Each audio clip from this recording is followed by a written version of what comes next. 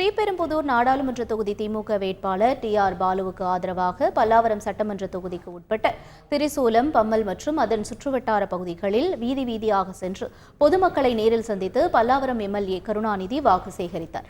அவருக்கு திமுக நிர்வாகிகள் சால்வை அணிவித்தும் திமுக தொண்டர்கள் மலர் தூவியும் மேளதாளங்களுடனும் உற்சாக வரவேற்பு அளித்தனர். வீடு வீடாக சென்று எம்எல்ஏ கருணாநிதி திமுகவுக்கு ஆதரவு திரட்டினார்.